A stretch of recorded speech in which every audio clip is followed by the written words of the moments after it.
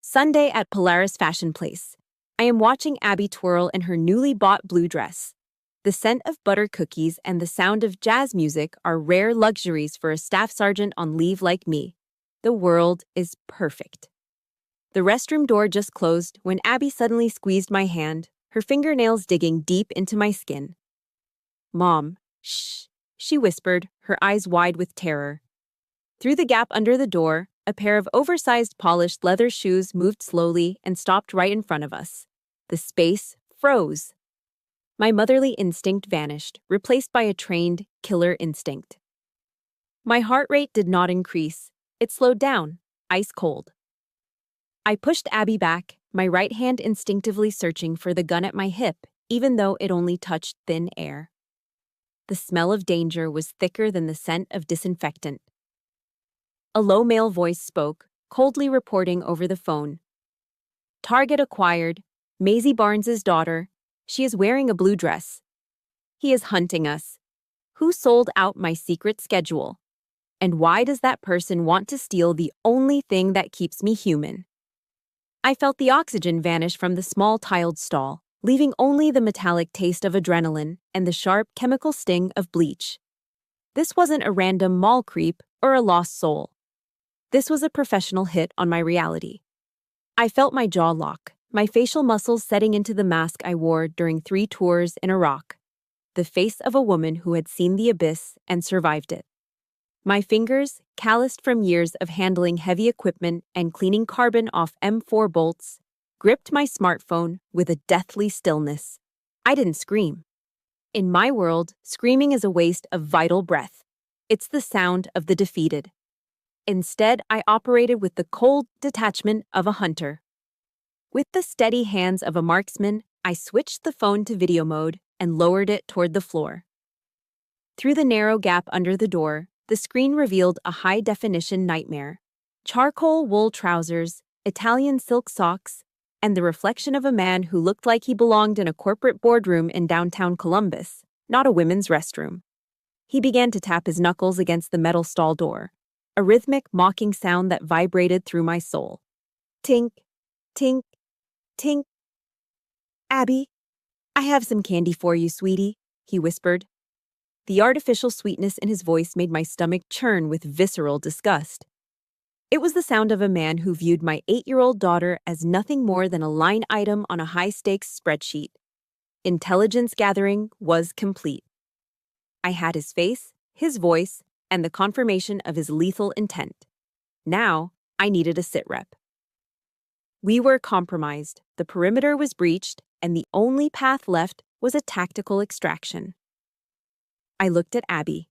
I didn't see the little girl who loved glitter and dancing anymore. I saw a soldier's daughter. I gave her the silent hand signals we used during our stealth games back at the base. 1 finger over my lips. Silence. 2 fingers pointing toward the door. Move. Stay low. She nodded, her small chest heaving with silent, terrifying sobs, but she didn't let a single gasp escape. She understood that Mommy wasn't playing anymore. I waited for the precise second he turned his back to the sinks to check his phone again. This was the window. I lunged toward the empty stall next to us and kicked the metal door with every ounce of my combat-trained strength. The loud bang echoed through the restroom like a breaching charge, shattering the predatory silence. "Hey, who's there?" I barked, injecting a calculated note of civilian panic into my voice to mask my true intent. The man lunged toward the sound of the decoy. In that heartbeat of distraction, I scooped Abby up into a fireman's carry, threw open our door, and sprinted. We burst through the restroom exit like ghosts escaping a burning building, our feet pounding against the polished marble of the mall floor. I didn't stop until we were engulfed by the thick, oblivious crowd outside the Macy's department store. We were safe, for 5 minutes. But the soldier in me knew that a threat deferred is not a threat destroyed. I didn't flee to the parking lot. That would be playing his game.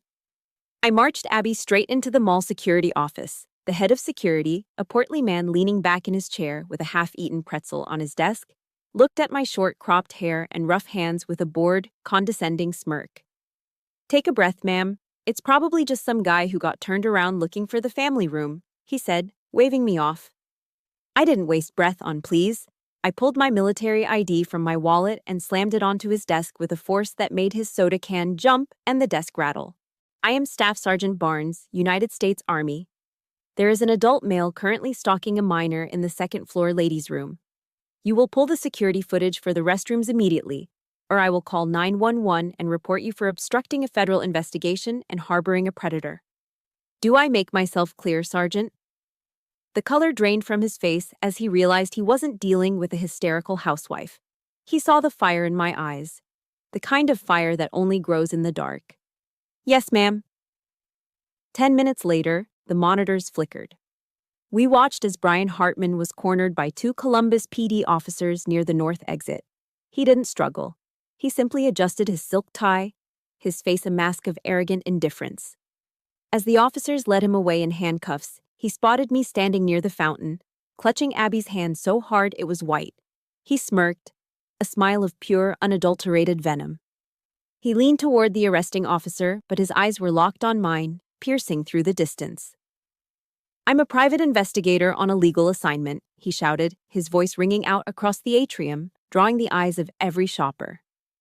And her? He pointed a handcuffed finger at me, his voice dripping with contempt. She's no victim. She's a wild animal in a uniform. Look at her. Short hair, rough hands, smelling like grease and gunpowder. That kind of woman doesn't know how to be a mother. I'm doing that little girl a favor by getting her away from a freak like this. The words felt like a physical slap to my face. The surrounding shoppers, clutching their shopping bags and Starbucks cups, began to whisper, their eyes scanning my appearance with sudden, cold judgment. He wasn't just trying to kidnap my daughter. He was trying to assassinate my character, my service, and my very soul. He thought his money and his suit made him superior to a widow who had bled for this country. He was wrong. This was my ground, and I was going to stand it until the very end. If you feel the fire in Maisie's heart right now, if you believe that no mother should ever be judged for the uniform she wears or the sacrifices she makes for her family, please show your support. Hit the like button to stand with her, and tell us in the comments, have you ever been judged unfairly for who you are? Just type, stay strong below if you are ready to see Maisie fight back for her daughter. Your voice is her strength. The fluorescent lights of the Columbus Police Department hummed with a sterile, buzzing energy that grated against my nerves like sandpaper. I sat on a hard plastic bench, my arm wrapped tightly around Abby. We were safe, or so the paperwork said, but the air in this room felt heavy, tainted by the lingering scent of old coffee and desperation. I watched the hallway, my eyes fixed on the heavy steel door of the processing area. Then he appeared. Brian Hartman wasn't wearing handcuffs anymore. Walking beside him was a man who looked like he had stepped off the cover of a legal journal. Sharp suit, leather briefcase, and a smile that cost $500 an hour. This was the rich man's get-out-of-jail-free card. The lawyer whispered something to the desk sergeant, a brief exchange that turned the officer's professional stiffness into a submissive nod. Hartman adjusted his silk tie, his eyes scanning the room until they landed on me. He didn't look like a man who had just been caught stalking a child. He looked like a victor. He walked toward the exit, but as he passed our bench, he slowed down. He leaned in just enough for me to smell his expensive cologne, a mixture of mint and something metallic. My client is very concerned about her granddaughter's safety, Hartman said, his voice a low, oily purr. She thinks the military environment is a bit too coarse for a young lady. She thinks you're staining the girl with gunpowder. He didn't wait for a response. He just smirked and walked out into the cool Ohio night. She. My nails dug so deep into my palms that I felt the skin break. There was only one person in my world who used the word coarse to describe my life. Margaret Louise Miller, my mother-in-law. A woman who lived behind a glass wall of old money and Upper Arlington pedigree, watching the rest of the world struggle through a telescope of judgment. My phone vibrated in my pocket. I pulled it out, my heart skipping a beat when I saw the name on the screen. Mike, my late husband's younger brother. Maisie, my God, I just heard. Is Abby okay? Mike's voice burst through the receiver, sounding breathless and frantic. Too frantic. I heard there was a situation at Polaris. I'm jumping in the car right now to come get you guys. Just stay put. I froze. My internal deception indicators flashed red. I hadn't called Mike. The police hadn't released any names to the press yet. We had been in this station for less than 45 minutes. How did he know we were at Polaris? How did he know there was a situation? The concern in his voice didn't sound like love, it sounded like a script being read by a man who was terrified of missing his cue. How did you know, Mike? I asked, my voice as flat and cold as a grave marker. Someone posted something on Facebook? A woman in a uniform? I just had a feeling, he stammered, his bravado crumbling into a weak, pathetic stutter. I closed my eyes, and suddenly, I wasn't at the police station anymore. I was back at the Miller estate last Thanksgiving. The dining room was a sea of white linen, fine china, and silver that had been polished by people Margaret didn't know the names of. I was sitting there in the only Class A uniform I owned, having rushed there straight from the base.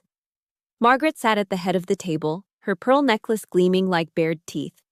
She hadn't looked at me once during the prayer. When the turkey was carved, she finally spoke, her voice cutting through the festive hum like a razor blade. God created women to keep the fire in the kitchen, Maisie, not to carry a rifle in the mud, she had said, her eyes fixed on my calloused hands. David's death, it was the price of your pride. You chose a career over your husband. You chose to be a soldier instead of a wife. And look where it got him. Buried in Arlington while you play hero. Mike had been sitting right next to me. He just stared into his pumpkin soup, his shoulders hunched, his silence a heavy, suffocating weight. He didn't defend me. He didn't look at his mother. He just ate his soup while she dismantled my soul in front of the entire family. General Patton once said that moral courage is the most absent characteristic in men.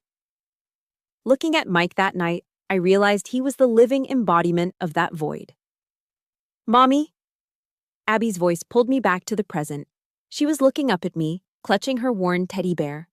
Her eyes were searching mine for a lie, for a sign that everything was actually fine. What is it, sweetie? I whispered, stroking her hair. That mean man. The one in the bathroom, she hesitated, her voice trembling. He smelled like Uncle Mike's car, like mint and those smelly cigarettes. The world tilted on its axis, mint and tobacco. It was the signature scent of the Miller men. But Mike was the only one who still smoked those imported cloves. A tiny detail, sharp as a shard of glass, pierced through the lies. Hartman hadn't just followed us, he had been sitting in Mike's car. My brother-in-law hadn't just heard about the incident, he had helped coordinate it. I looked at the phone in my hand, still glowing with Mike's missed calls. The glass wall was starting to crack, and behind it, I could see the faces of the people I once called family. They weren't coming to save us. They were coming to finish the job. I stood up, my resolve turning into a block of black ice. The hunt was far from over, but now I knew exactly who the wolves were. Mike burst into the police precinct like a man auditioning for the role of a hero in a low-budget soap opera. Sweat beaded on his forehead, and his breathing was jagged, loud enough to echo in the sterile lobby. Maisie, Abby, thank God you're safe, he cried out, his voice cracking with a frantic energy that felt entirely manufactured.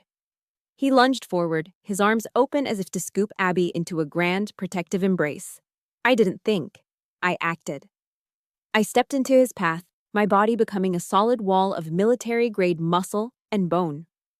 I pulled Abby behind me, my hand resting firmly on her shoulder, my eyes locked onto Mike's. In the Army, we are trained to look for deception indicators, the subtle tells that the body gives when the mind is lying. I saw them all. His pupils were blown wide, a sign of a massive adrenaline spike born of fear, not love. His hands were trembling, and he pointedly avoided my gaze, looking instead at the floor tiles or the vending machine in the corner. How did you get here so fast, Mike? I asked. My voice was a flat line, devoid of the warmth he expected. I just had a gut feeling, he stammered, his lips curling into a crooked, sickly smile. Call it a sixth sense. I was just so worried. A gut feeling. or a notification from Brian Hartman saying the plan had gone south. I didn't say a word. I just watched him squirm under the weight of my silence. The good uncle act was failing, and the stench of his guilt was stronger than the cheap cologne he used to mask his clover cigarettes. I told Mike to drive us home so I could pick up my own car. The ride back to my small suburban house was suffocating. Mike tried to fill the silence with mindless chatter about the local Buckeyes game and how dangerous the world was getting. I sat in the passenger seat, a silent observer in my own life, practicing the art of counter-surveillance. When we pulled into my driveway, Mike jumped out to open the gate. As he moved, the tail of his expensive wool coat caught on the seatbelt. A small slip of yellow paper fluttered from his pocket and landed on the floor mat. I reached down and snatched it up before he could turn around. It wasn't a grocery receipt. It was a wire transfer confirmation from a local Chase branch. The recipient, Hartman Investigative Services. The amount, $5,000. The memo line read, Project Polaris, initial retainer. My world didn't just crumble, it turned to ash. $5,000. That was the price of my daughter's safety. My own brother-in-law had paid a predator to stalk us in a public restroom. He had sold out the woman who had carried his brother's casket for 5,000 pieces of silver.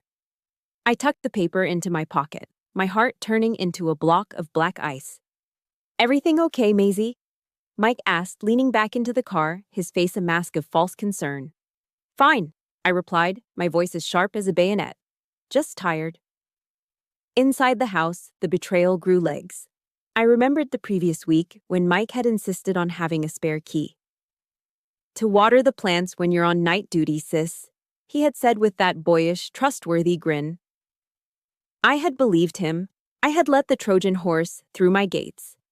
I left Abby in the kitchen with her drawing book and went straight to the living room. I began a systematic sweep of the house, looking for anything that didn't belong. My eyes landed on the mantelpiece, specifically the framed wedding photo of David and me. It was our favorite, David in his dress blues, me in my white gown, both of us looking like we had the whole world at our feet. I tilted the frame. Taped to the back, hidden behind the glass that held our most sacred memory, was a small black device, a high-gain listening bug. A tiny red light blinked once every 5 seconds, a digital eye watching my grief, recording my private conversations with my daughter and feeding them directly to Margaret Miller. He hadn't been watering my plants. He had been harvesting my life. He had turned our sanctuary, the only place where Abby felt truly safe, into a glass cage for his mother's sick amusement.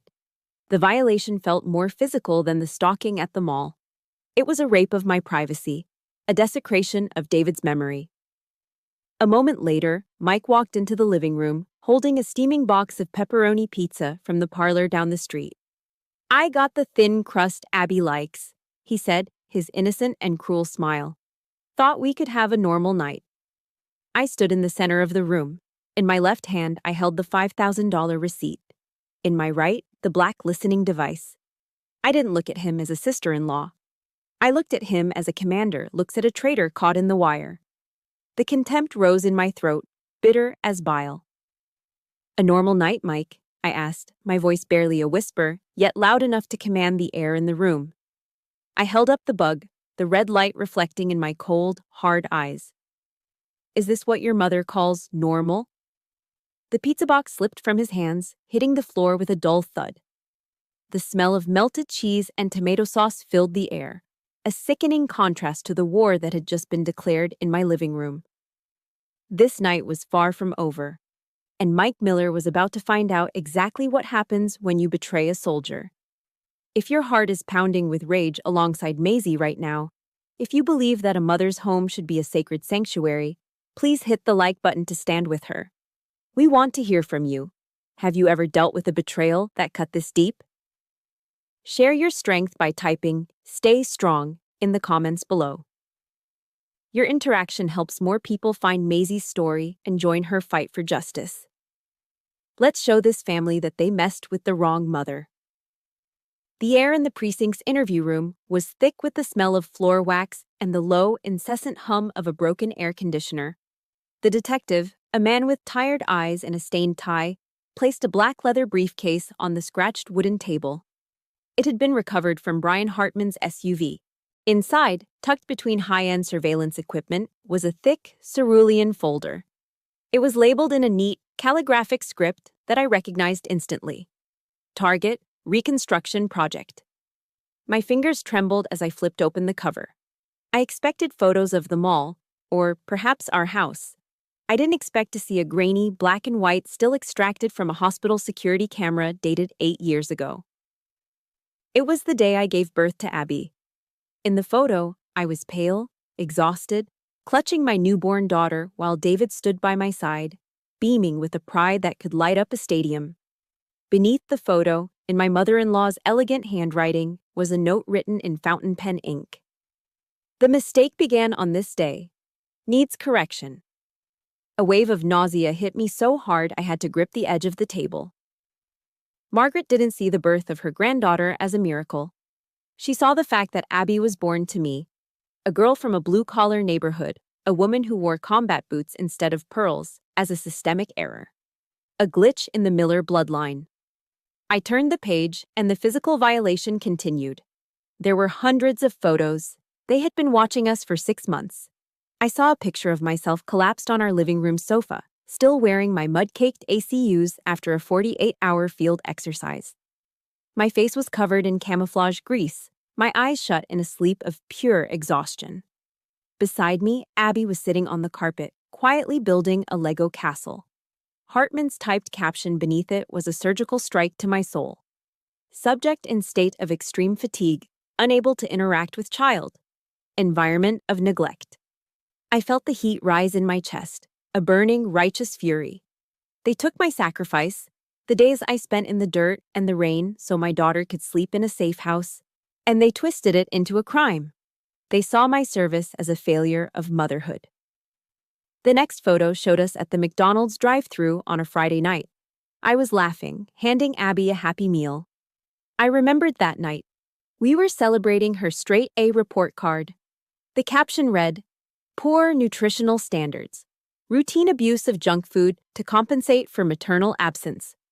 Every hug, every meal, every tired smile I'd ever given my daughter had been documented, analyzed, and weaponized.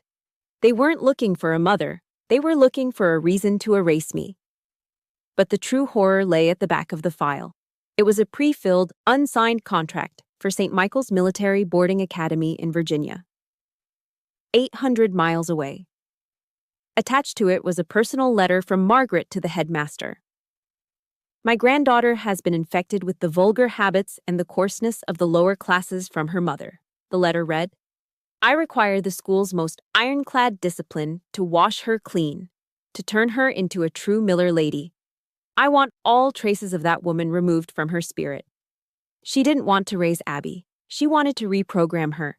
She wanted to ship an 8-year-old girl across state lines to a place of iron discipline, just to spite the woman her son had loved. It was a blueprint for psychological kidnapping. The final document was a financial spreadsheet. Margaret had listed my sergeant's pay, my housing allowance, and my modest savings account. Beside it, she had listed the Miller Family Trust, the real estate holdings, and her own 7-figure inheritance. The conclusion was highlighted in a violent, bloody red. Subject lacks financial capacity to provide a standard lifestyle. Recommend using economic leverage to force an immediate surrender of parental rights. She thought my love had a price tag. She thought that because she had more zeros in her bank account, she owned the rights to my daughter's heart. She viewed my motherhood as a commercial transaction, a business deal that she could close with enough pressure. I closed the file, the blue cardboard feeling like lead in my hands. The bile rose in my throat, bitter and acidic. This wasn't the concern of a grandmother. This was a death warrant for the only family I had left. I realized then that I wasn't just fighting a legal battle. I was fighting a monster who believed that money was God and that my uniform was a badge of inferiority. Margaret Miller had spent 6 months documenting my failures. Now, she was about to find out exactly what a coarse woman from the lower classes does when you try to take her child. I tossed the high-gain listening bug and the yellow wire transfer receipt onto the coffee table. The tiny black device and the crumpled paper landed with a dry, hollow thud right next to the box of pepperoni pizza that was already growing cold in the stagnant air of the living room. It was the sound of a judge's gavel coming down in a silent courtroom.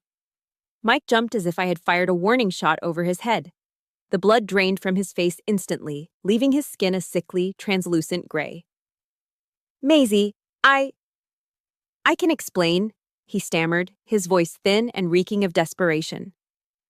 I raised my hand, a sharp horizontal motion that cut the air between us. It was a gesture of absolute command, the kind I used on the range to halt a firing line. Mike's mouth snapped shut. You aren't explaining a damn thing, Mike, I said. I didn't yell. I didn't have to. My voice was a low, resonant vibration, cold enough to frost the windows. You are going to confess. Sit down. I pointed to the armchair opposite me. I stood perfectly still, my feet shoulder-width apart, my hands clasped loosely behind my back. In the military, we call this command presence. I let the silence stretch, heavy and suffocating, until the only sound in the room was the ragged, uneven rhythm of Mike's breathing. He sat down slowly, his body hunching inward, shrinking until he looked like a small, frightened child caught in a lie he couldn't outrun. Why? I asked. One word.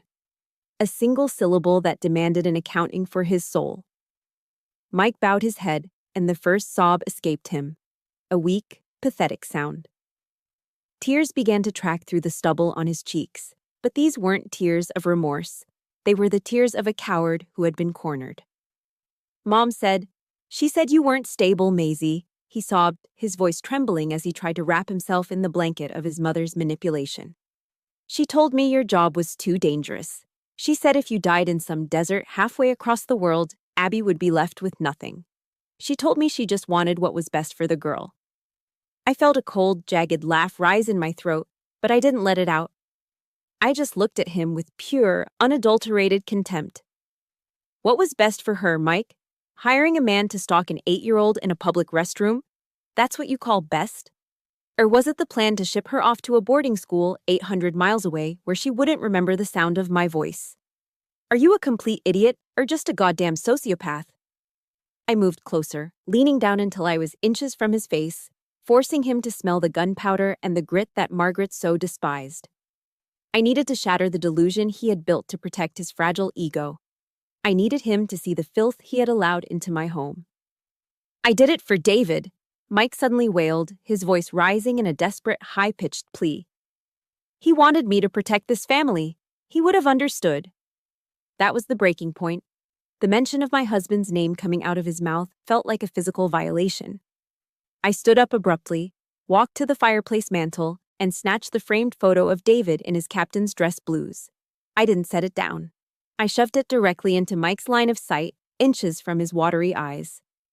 "Don't you ever mention his name with that filthy mouth again," I hissed, my words sharp as a bayonet. "David died protecting the freedoms you're using to spy on his widow. He died for honor. He died for loyalty. Do you think he'd be proud of you right now, Mike? Do you think he'd look at his little brother and see a man? If David were standing in this room, he wouldn't be explaining things to you. He'd be throwing you out of this house with his bare hands." Mike crumbled. He put his face in his hands and began to weep uncontrollably, his shoulders shaking with the weight of his own insignificance. The image of his hero brother was the final blow that crushed his remaining defenses. "Tell me the truth, Mike, all of it, before I call the military police and have them drag you out of here in front of Abby." Through the gasping sobs, the ugly, naked truth finally bled out. She promised that if I helped her get full custody, she'd give me control over Abby's trust fund. I'm in deep, Maisie. I owe over $50,000 to an offshore gambling site. They were threatening to come to the office. I needed the money. I just needed the money. I stood frozen, the silence in the room suddenly deafening. $50,000. That was the price of a mother's heart. My mother-in-law hadn't just used Mike's weakness. She had bought it. She had turned my own family into a mercenary force to steal my daughter's future so she could pay off a coward's gambling debts. A wave of visceral disgust washed over me, stronger than any fear I'd felt at the mall. This family wasn't just broken, it was a rotting corpse. Margaret Miller had spent $50,000 to buy a son's betrayal, and Mike had sold his soul for a pile of digital poker chips. I looked at Mike, recoiling as if from a poisonous snake. "Get out," I said, my voice barely a whisper. "Take your pizza and your lies and get out of my house before I lose whatever mercy I have left." Mike didn't argue. He scrambled to his feet, stumbling over the pizza box, and fled into the night. I stood alone in the center of my violated sanctuary, clutching David's photo to my chest. The first battle was over, but the war for Abby had only just begun. The morning sun crawled through the blinds of the county sheriff's office, casting long, barred shadows across the floor that looked like a cage. I was already there, sitting in a wooden chair with my spine straight as a bayonet. I wasn't wearing civilian clothes today. I was in my Class A dress uniform, the fabric crisp, the creases sharp enough to cut, and the medals on my chest gleaming with the weight of every sacrifice David and I had ever made. Then, the door opened and the air in the room died. Margaret Louise Miller didn't walk in. She made an entrance. She was draped in a tailored Chanel suit the color of a winter storm. A multi-strand pearl necklace resting against her throat like a polished yoke. She moved as if she owned the very air we breathed, followed closely by a man in a $3,000 suit. A lawyer known in Columbus as the Shark for his ability to make truth disappear. She didn't look at me. To Margaret, I was just part of the furniture, a piece of low-class debris to be swept away. She sat down, crossing her legs with a rustle of expensive silk, and looked directly at the sheriff. "Sheriff Thompson," she began, her voice a practiced melody of upper-class concern.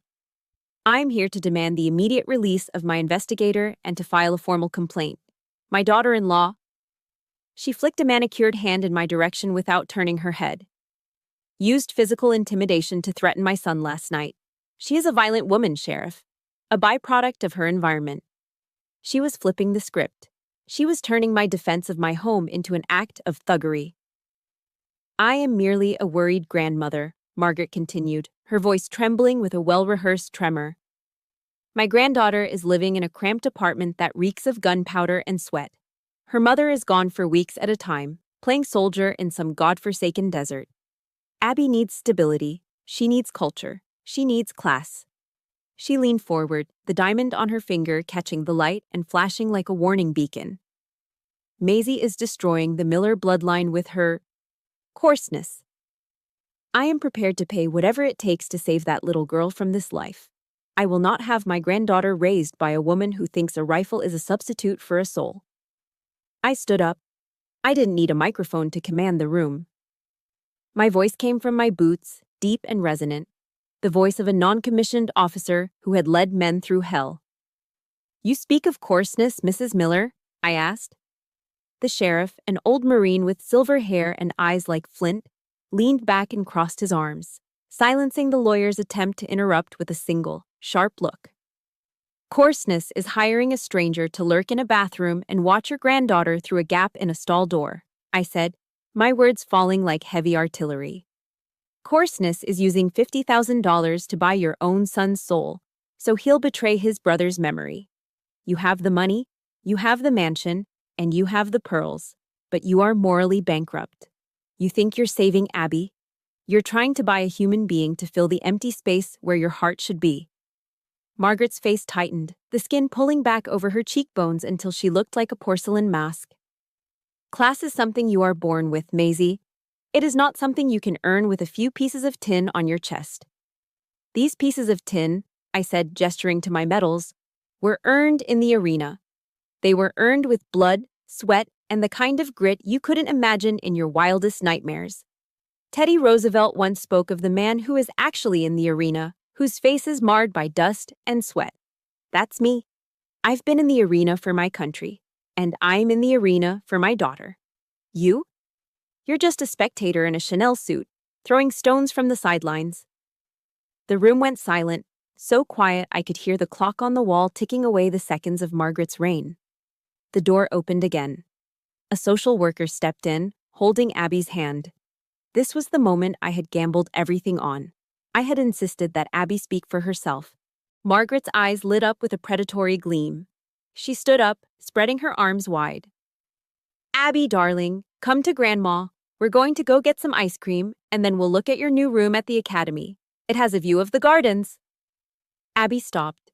She looked at the grandmother who offered her gardens and ice cream, and then she looked at me, her mother, standing in a uniform that smelled of starch and duty. Abby didn't run to the pearls. She shrunk back, tucking herself behind my leg, her small hand gripping my trousers so hard her knuckles turned white. No, Abby said. Her voice was small, but it cut through Margaret's polished facade like a diamond through glass. Grandma, you made Uncle Mike cry. You made my mommy sad. I don't want to go to a school with a garden. I want to stay in my house. I want my mommy. Margaret stood frozen, her arms still open in a grotesque parody of a hug. For the first time in her life, her money was worthless. Her power was an empty shell. Her low-class daughter-in-law had something that all the Miller millions could never buy: the unconditional love of a child. If you felt the power in Abby's voice just now, if you believe that a mother's love is worth more than all the gold in the world, please hit the like button. This is the moment Maisie has fought for, and she needs to know you are standing with her. Tell us in the comments. What would you say to someone who tried to buy your family? Type justice below if you are cheering for Maisie and Abby right now. Your voice makes this victory even stronger. The final strike of the judge's gavel did not ring out with the thunderous triumph I had expected. Instead, it was a dull, wooden thud that signaled the end of my life as I knew it. The Franklin County Courthouse felt like a tomb of cold marble and bitter truths. Within those walls, the law had carved a permanent line in the sand. 5 years, 1,000 feet. That was the distance Margaret Louise Miller was now legally required to maintain between her venom and my daughter's soul. I watched as the court officers escorted her out. She didn't scream or fight. A woman of her standing wouldn't dream of such a vulgar display in public. She simply straightened her Chanel jacket, her movements stiff and robotic. But as she passed me, she turned her head just enough for me to see her eyes. They were the eyes of a rattlesnake whose fangs had been pulled, full of a quiet, concentrated hatred that promised the war was far from over. Behind her, Mike drifted like a ghost. His head bowed so low I could only see the crown of his hair. He was a man who had lost everything: his brother's legacy, his sister-in-law's trust, and his own dignity, all for a gambling debt he could never truly repay. The drive back to our suburban home in the outskirts of Columbus was silent. The evening rain began to fall, a soft rhythmic patter against the windshield that sounded like muffled tears. When we stepped inside, the air in the apartment felt different. It was lighter without the hidden microphones and the heavy shroud of Margaret's surveillance, yet it was also hauntingly empty. The space seemed to have expanded, the walls stretching further apart as if mocking my sudden solitude. Abby went straight to her room, but her usual laughter was missing. I began to move through the house with a frantic, desperate energy. I grabbed a large black trash bag and started in the living room. I moved toward the corner where Mike's gifts were piled: the expensive remote-controlled cars, the plush bears with their plastic, unblinking eyes, and the bright Lego sets he used as bribes. I threw them into the bag, one by one. Each dull thunk against the plastic was a reminder of a lie. I needed to purge this sanctuary. I needed to scrub the scent of mint and clover cigarettes from the curtains until only the smell of home remained. By the time I finished, my hands were shaking and my breath was coming in jagged, uneven gasps. I was a staff sergeant. I had led troops through sandstorms and mortar fire, yet cleaning out a child's playroom felt like the hardest mission I had ever undertaken. I realized then that the obstacle was indeed the way. The pain of this isolation was the price of our freedom. Later that night, the house was submerged in a thick, velvety darkness. I was drifting towards sleep when I felt a small weight press against my side. Abby crawled under my duvet, her small body shivering despite the warmth of the house. She clung to me as if I were the only solid thing left in a world made of smoke. "Mommy," she whispered, her voice thick with unshed tears. "Are Grandma and Uncle Mike bad people?" The question felt like a bayonet to the chest. How do you explain the complexities of greed and generational trauma to an 8-year-old girl? I stroked her hair, staring up at the ceiling where the shadows of the oak trees outside danced like monsters. They aren't all bad, honey, I said, choosing my words with the precision of a sniper. But they let bad thoughts lead them down a dark path. Sometimes people get so lost in their own selfishness that they forget how to love the right way. To keep you safe, we have to stay away from that darkness. We have to be our own light. Abby eventually fell into a fitful sleep, her breathing finally evening out against my shoulder. I, however, remained wide awake. I climbed out of bed and walked into the kitchen, pouring myself a glass of Cabernet. It was the cheap stuff from the local grocery store, acidic and sharp, but I needed something to ground me. I sat on the floor in front of the fireplace, looking up at the framed photo of David. He looked so young in his captain's uniform, his eyes filled with a bright, uncomplicated hope for a future we would never share. "I'm sorry, David," I whispered to the empty room. My voice was a hollow rasp that barely broke the silence. "I had to do it. I had to banish your mother and your brother. I had to tear your family apart to save our daughter. I broke the very thing you asked me to protect." The tears finally came then, hot, silent, and bitter. I had won the legal battle. I had secured the restraining order and kept my daughter by my side.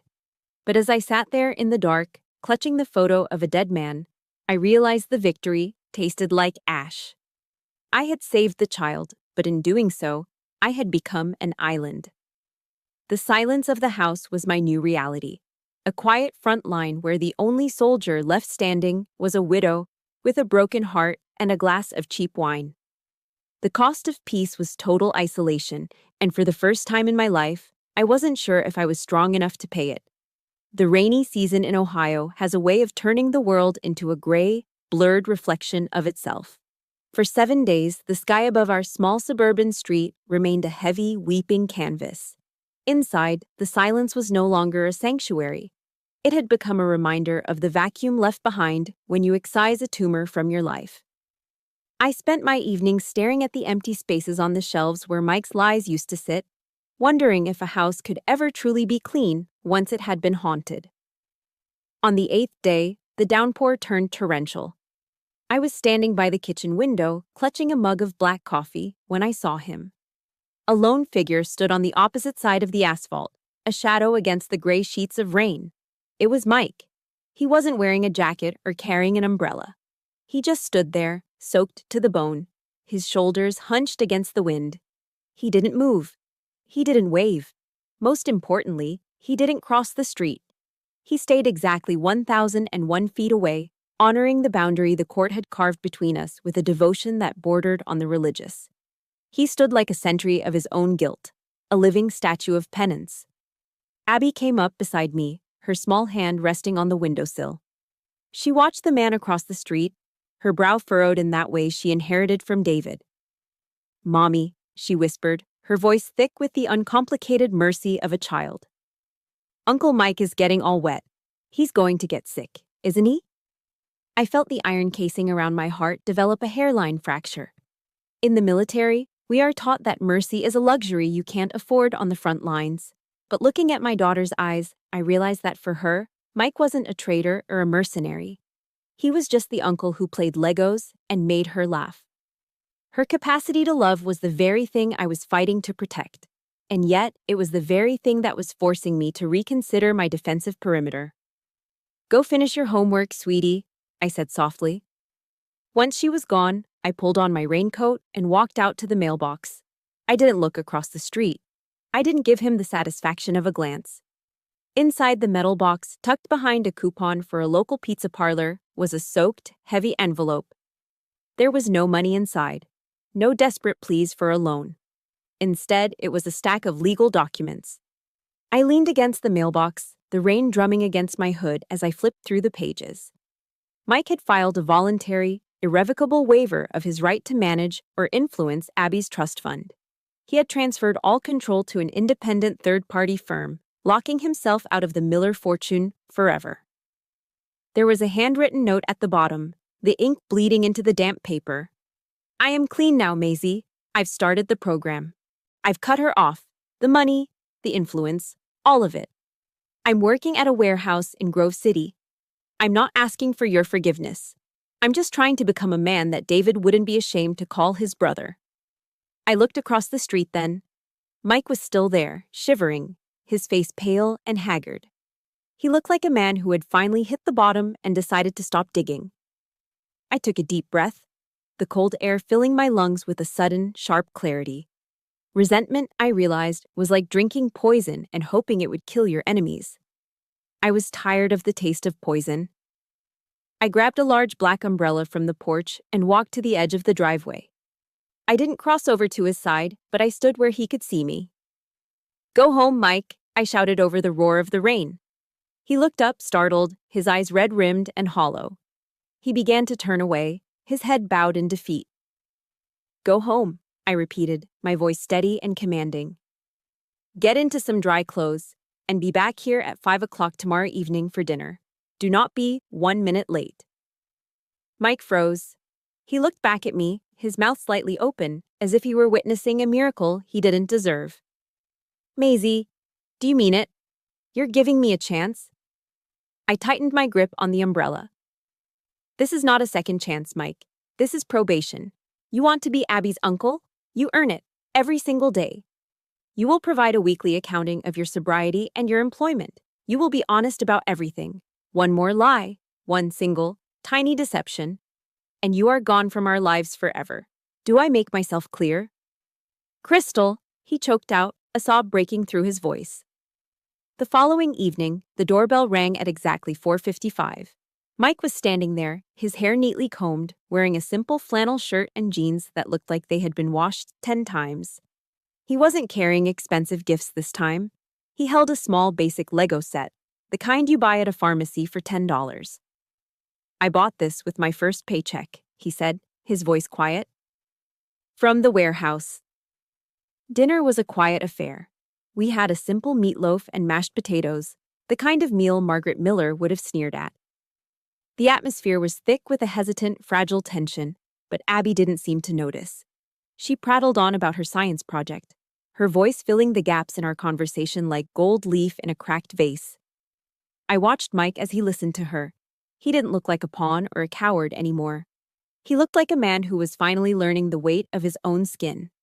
He laughed at one of her jokes, a genuine, light-hearted sound that I hadn't heard from him in years. He wasn't the Uncle Mike who brought the world to her feet. He was the uncle who was willing to build a small plastic tower on the floor and listen to her dreams. The bridge of forgiveness wasn't built in that one night. It was barely a single plank laid across a vast, dark chasm. But as I sat there, watching the two of them, I realized that the seeds of redemption had finally found some honest soil. Forgiveness isn't about forgetting the betrayal. It's about choosing not to let that betrayal define your future. Tonight, we weren't a broken family. We were a work in progress. 6 months have passed since the storm broke, and the morning sun in Ohio finally feels like a blessing rather than a spotlight. I decided to sell the old apartment, the place where the walls still seemed to whisper with the echoes of hidden microphones and the cold scent of Margaret's entitlement. We packed our lives into a few dozen boxes and moved to a small 2-bedroom house on the outskirts of the city, just 10 minutes from the gates of the military base. Here, the grass is a vibrant emerald green, and there is enough room in the backyard for Abby to run until her lungs are full of clean air. Our neighbors are military families, people who understand that a uniform isn't a costume and that a deployment isn't just a business trip. There are no more prying eyes or whispered judgments from the elite circles of Upper Arlington. Instead, there are respectful nods over the fence and the shared silence of people who know the true cost of freedom. On the day we moved in, I hung a simple wooden plaque above the front door. It reads, "Home of the free, because of the brave." Every time I look at it, I feel a surge of quiet, unshakable pride. Mike kept his word. He stayed in the program, attended every session, and took the hardest path he could find. He didn't ask for a loan or a handout. He found work at a local lumber yard in Grove City, traded his designer suits for rugged work boots, and spent his days hauling timber until his hands were calloused and his back was sore. He comes over every Saturday afternoon. He doesn't bring expensive electronics or jewelry anymore. Instead, he brings his time. I watch them from the kitchen window, Mike and Abby in the backyard. He's teaching her how to hold a baseball bat, his voice patient and steady. When she finally hits the ball, his cheer is louder than anyone's on the street. Sometimes when he kneels down to help her adjust her helmet or tie her sneakers, I see a ghost in the way he moves. I see a flicker of David in the curve of his smile and the protective way he stands over her. Mike isn't trying to replace my husband, and he knows he never could. But he is finally becoming the man David always believed he could be, a man of his word, a man of character, and a true uncle. In the gilded hallways of Upper Arlington, the news is much colder. Margaret Miller lives alone in that sprawling mansion, a queen without a kingdom. The scandal of the blue file and the restraining order didn't just stay in the courtroom, it bled into the local newspapers and the country club gossip. The elite women who once competed for an invitation to her Christmas gala have turned their backs, terrified of being tarnished by the Hartman scandal. I heard from a mutual acquaintance that she goes through housekeepers every 2 weeks. No one can stand the acidic tongue of a woman who has everything but loves nothing. She has millions of dollars in the bank, but she eats her dinner in a dining room that holds 30 people and yet remains completely silent. She built a prison out of her own arrogance, and now she's the only inmate. Her money couldn't buy her a seat at our table, and it certainly couldn't buy her a way into Abby's heart. Today is a morning of gold and emerald. It is the day of the annual Girl Scouts badge ceremony, and the local community center is packed with families.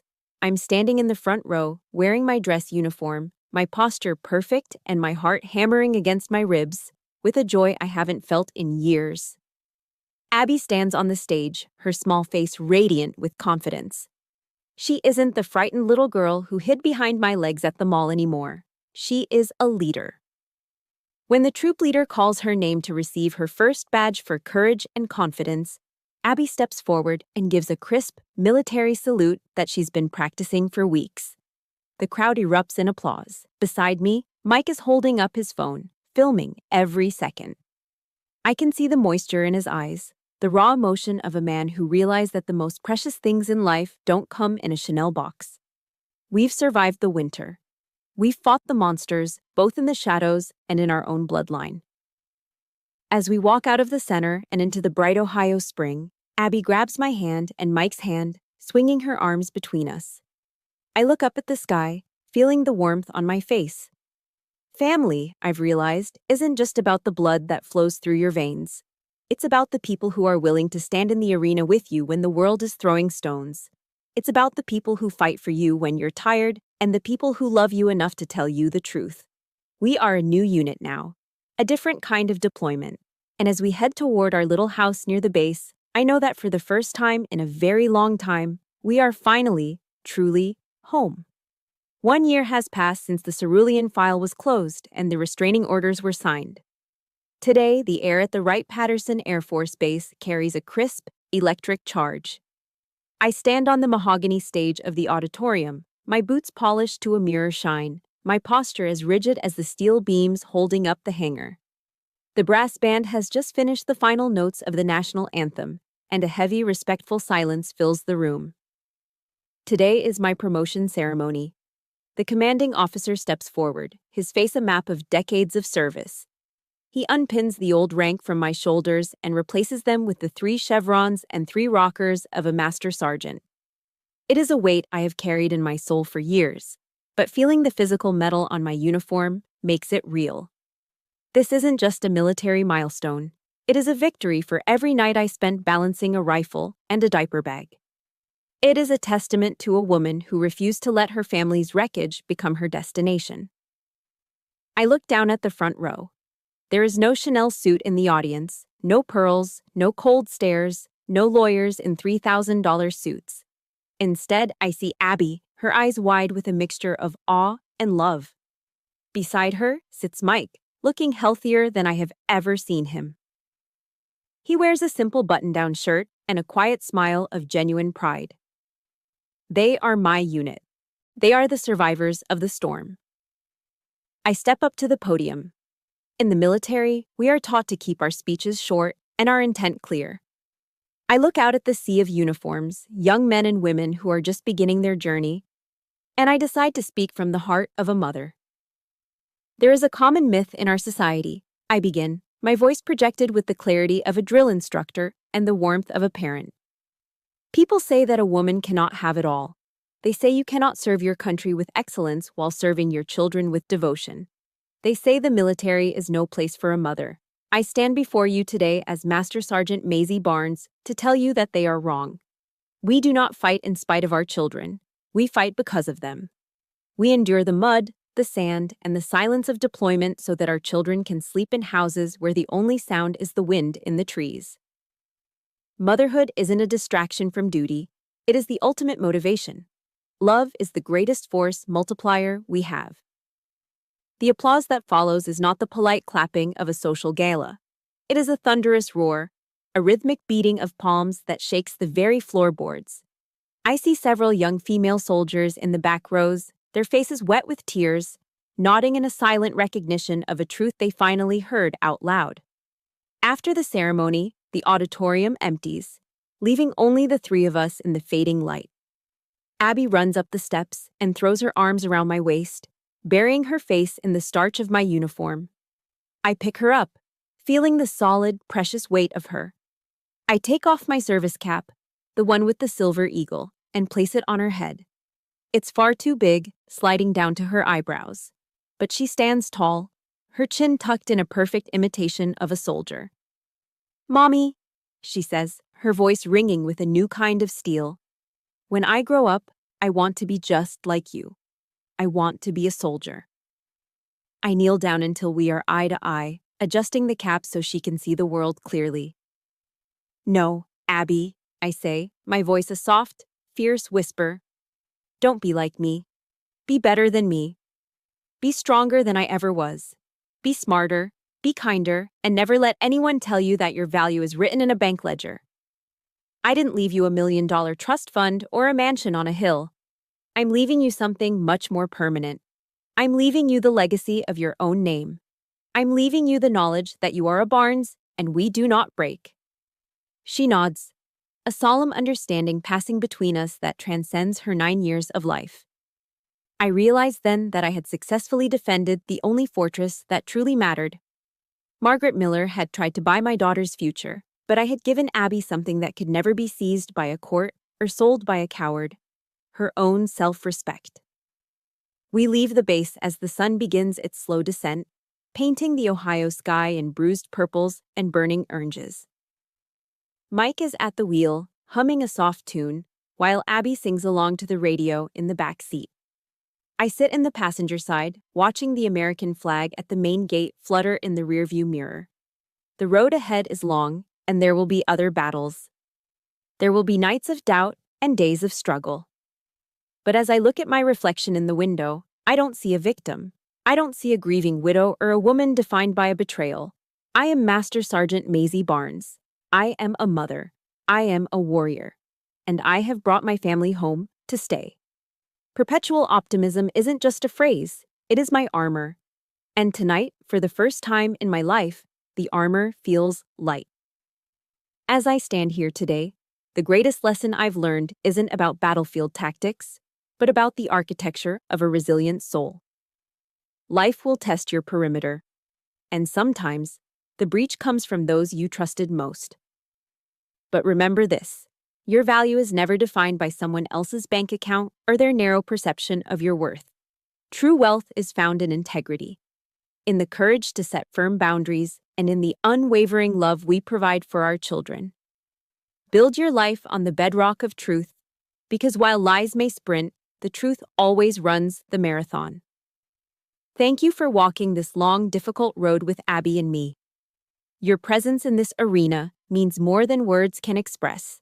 If this story touched your heart or reminded you of your own strength, please hit the like button and subscribe to our channel to join our growing community of warriors. I want to hear your voice. What does family mean to you after everything we've witnessed? Share your thoughts or simply type "true strength" in the comments below to stand with us. Together, we prove that no one can break a heart built on honor.